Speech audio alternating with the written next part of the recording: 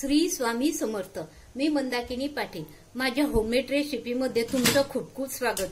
बघा, मी आज ना हादग्याच्या फुलांची भाजी केलेली आहे, कोरडी भाजी केलेली आहे. बघा ही किती छान झालेली आहे. तर एकदा आपल्या अंड्याचं भुर्जा असतो ना त्याप्रमाणे लागते या भाजीची चव.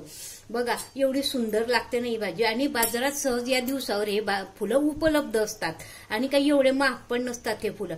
तर बघा ही भाजी कशी केली, काय केली तर मी तुम्हाला दाखवते. आणि माझ्या अशा या चमचमीत झणझणीत रेसिपीसाठी माझं होममेड चॅनल शेअर करा, सबस्क्राईब करा आणि बेल आयकॉनचं बटन दाबा. म्हणजे तुम्हाला माझ्या अशा नवीन नवीन रेसिपी मी अपलोड केल्या की सर्वात आधी तुम्हाला दिसतील. धन्यवाद. त्यासाठी बघा मी बाजारातून हादग्याची फुलं आणलेली आहे. आणि ही हादग्याची फुलं ना कशी निवडायची भाजीसाठी तर मी तुम्हाला दाखवते. हे बघा, याचा हा जो हिरवा भाग असतो ना दांडीचा, हा पूर्ण काढून टाकायचा.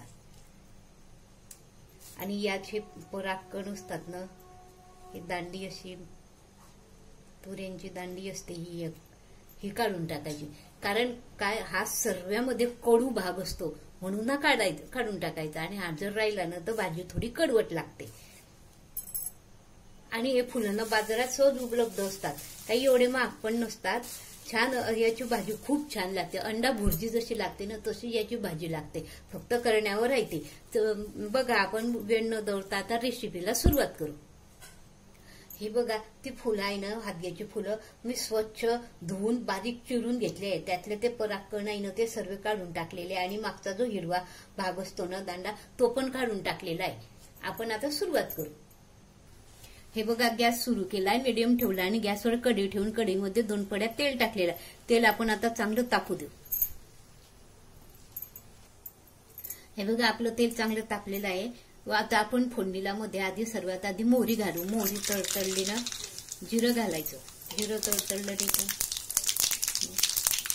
लसणाचे 2-3 खाप आहे त्याचे तुकडे करून ते घालायचे. ते चांगले लालसर होऊ द्यायचे. 2 उभ्या चिरलेल्या मिरच्या घालायच्या.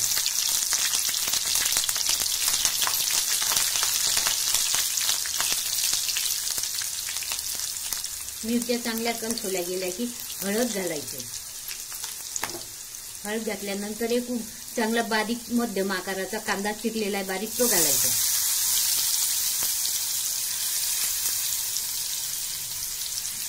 कांदा छान परतू द्यायचा तेलामध्ये, लालसर होऊ द्यायचा छान. हिंग घालायचा. ही मी करायच्या आधी अर्धा तास आधी मुगाची डाळ भिजत घातलेली होती ती घालायची. हिनं तुम्हाला आवडत असली तर घाला, नाही घातली तरी चालते. मुगाच्या डाळऐवजी हरभऱ्याची डाळ घातली तरी चालते, किंवा डाळी नाही घातल्या तरी चालतात. पण मला आवडतात म्हणून मी घातली. आणि चवीला पण खूप छान लागते मग डाळ घातल्यानंतर ही भाजी. डाळ घातल्यानंतर वरतून झाकण ठेवून द्यायचं. यात डाळ चांगली कलसुली गेली, टमाटर घालायचं. एक मिडियम आकाराचं बारीक चिरून टमाटर घालायचं. धने जिऱ्याची पूड घालायची आहे थोडी.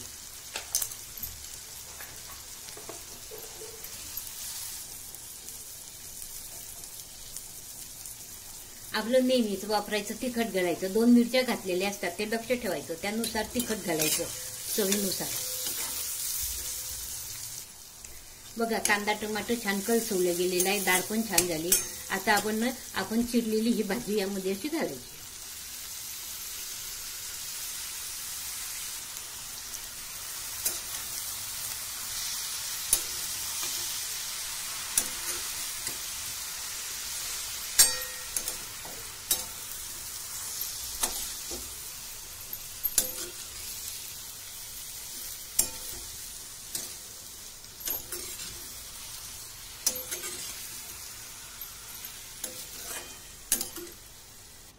हिला चांगली वाफ येऊ द्यायची, झाकण ठेवून द्यायचं वरती.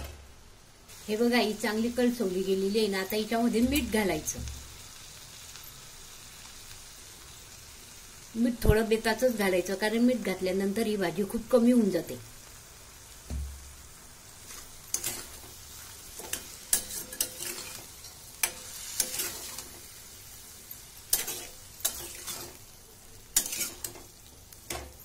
हे बघा किती कमी झाली, तर झाकण ठेवून द्यायचं. आणि हे बघा छान झालेली आहे आपली भाजी. आजूबाजून तेल पण सुटलाय. बघा तुम्हाला अशीच ठेवायची असली भाजी खायला तर अशी ठेवली तरी चालते, किंवा यामध्ये हरभऱ्याच्या डाळीचं पीठ थोडंसं पेरायचं, ते पण खूप छान लागतं. मी तुम्हाला ते दाखवते. बघा हरभऱ्याच्या डाळीचं पीठ थोडंसं टाकायचं याच्यात. पीठ पेरून करायची ही भाजी.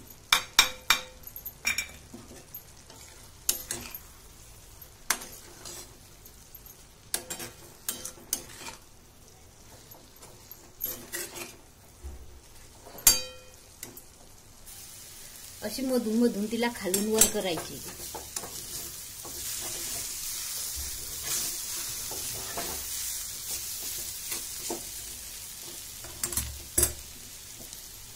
झाकण ठेवून द्यायचं आणि वरतून असं थोडं कच्चं तेल सोडायचं.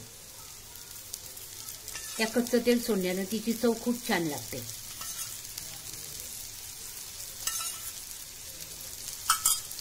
वरतून झाकण ठेवायचं.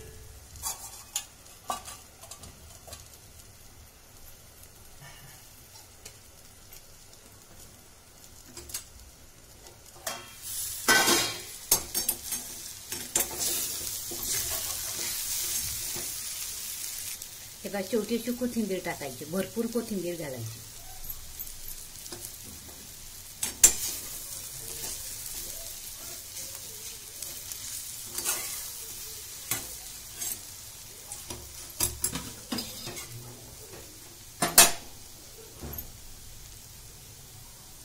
हे बघा अशी आपली हादग्याच्या फुलांची भाजी, कोरडी भाजी तयार झालेली आहे. बघा तुम्हाला आवडल्यास मला कमेंटमध्ये कळवा ही भाजी कशी झाली, काय झाली तर. धन्यवाद.